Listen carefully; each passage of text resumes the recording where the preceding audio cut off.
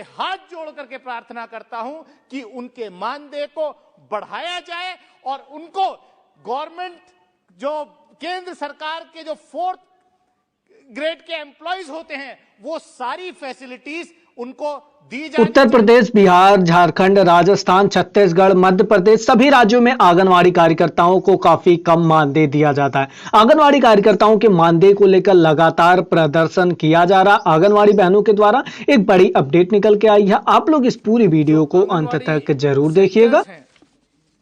लगभग 13,91,412 आंगनवाड़ी सेंटर्स हैं जो अभी पिछली 9 दिसंबर को माननीय मंत्री जी ने जवाब दिया है एक सवाल का, और उसमें करीब 25% आंगनवाड़ी सेंटर्स जो हैं वो प्राइवेट बिल्डिंग्स में चल रहे हैं।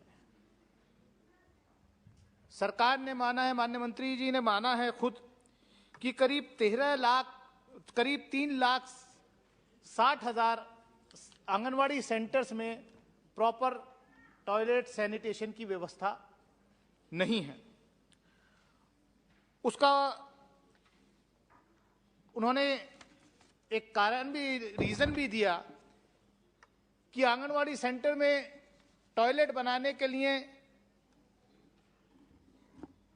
श्री नरेंद्र मोदी जी की सरकार ने 2017-18 में केवल 12,000 रुपए का प्रावधान किया था, जो कि नाकाफी था। अभी उसको बढ़ा करके लगभग 36,000 रुपया कर दिया गया है। तो अब उम्मीद की जाती है कि आगे जो टॉयलेट्स बनेंगे, जो सैनिटेशन का वो अच्छी तरीके से वहां सफाई सुथराई का इंतजाम हो सकता है। सभापति महोदय, कहने को बहुत आसान है कि आंगनवाड़ी वर्कर गांव-गांव में रहती हैं, लेकिन उनका काम जो है मैं समझता हूं कि बहुत ही महत्वपूर्ण, इंपॉर्टेंट काम होता है।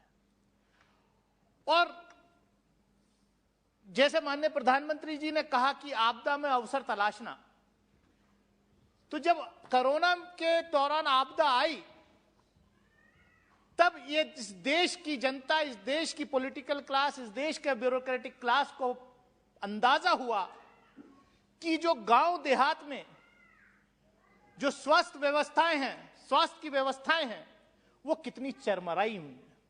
जो गांव देहात में जो आंगनवाड़ी वर्कर हैं, जिसको आशा वर्कर के नाम से हम जानते हैं, उन्होंने आंगनवाड़ी वर्कर्स में, और ये आशा वर्कर्स और डॉक्टर्स, इन्होंने जो है देश में कोरोना से लड़ने के लिए फ्रंटलाइन वर्कर्स के तहत काम किया, चाहे सैनिटेशन वर्कर्स हो।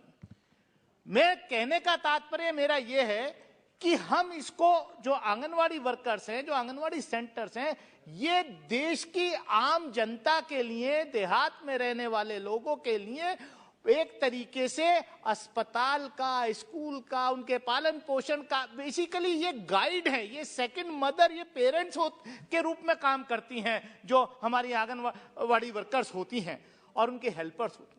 लेकिन जो डेटा यहां उपलब्ध है, मैं वो बातें रिपीट करना नहीं चाहता जो कई माननीय सांसदों ने मेरे से पहले यहां पर बोला है।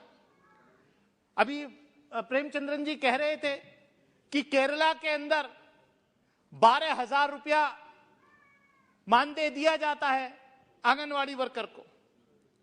उन्होंने एक सुझाव भी रखा कि इतना देश में अनएम्प्लॉयमेंट है, खासतौर से पढ़े लिखों में, कि अब एक सिस्टम बनाया जाए कि भारत सरकार जो है एक गाइडलाइन तय कर दे कि आंगनवाड़ी वर्कर की नियुक्ति जो हो उसकी एक मिनिमम क्वालिफिकेशन हो जानी चाहिए।